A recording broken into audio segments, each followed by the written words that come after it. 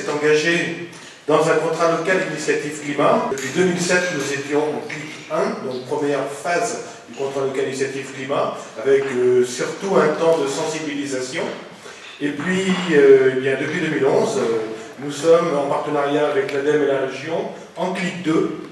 Donc en CLIC 2, c'est-à-dire en phase plus opérationnelle. C'est dans cet axe-là que nous avons souhaité participer à ce grand jeu Famille Énergie Positive, pour que sur notre agglomération, eh bien, vous vous engagiez, vous aussi, à la réduction de vos émissions de gaz à effet de serre en diminuant vos consommations.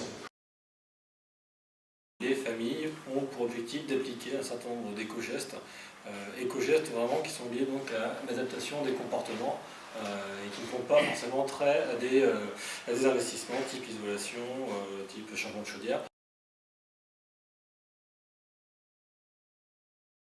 D'abord, on voit que les gens consomment énormément et on s'aperçoit aussi que les gens s'y intéressent mais ne savent pas trop comment s'y prendre. C'est-à-dire qu'ils veulent bien faire l'effort, ils veulent bien, mais ils ne savent pas comment faire. Alors on se dit que nous, si on montre l'exemple et qu'on s'y investit, qu'en même temps on essaie de trouver des solutions un peu plus ludiques, on va peut-être donner envie aux gens d'aller gérer ça. C'est vrai qu'empêcher son ado d'aller faire sa douche plus de 5 minutes, moi j'en ai eu. J'avoue que je n'ai pas la solution, mais par contre, on peut trouver des formes un peu plus marrantes quand les enfants sont plus jeunes, parce qu'à 15 ans c'est déjà compliqué, mais à 3, 8, à 7 ans on peut expliquer plein de choses. Les idées courues, c'est bah oui, mais si je fais ça, ça sert à rien, on éteint la télé, oui, mais la veilleuse, ça consomme rien.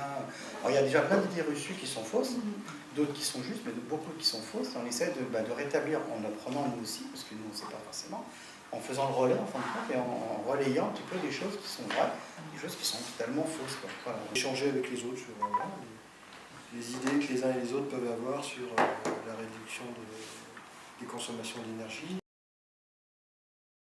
Fermer les volets tout simplement, ne serait-ce que voilà, en fin de journée quand le soleil se couche, fermer les volets, fermer les rideaux, ça pouvait avoir un impact sur ma facture.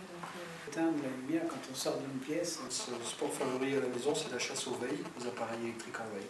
Ma télé par exemple, j'ai pas de bouton pour l'éteindre. Quand je l'éteins, elle est en veille. Donc j'ai installé un bouton pour l'éteindre.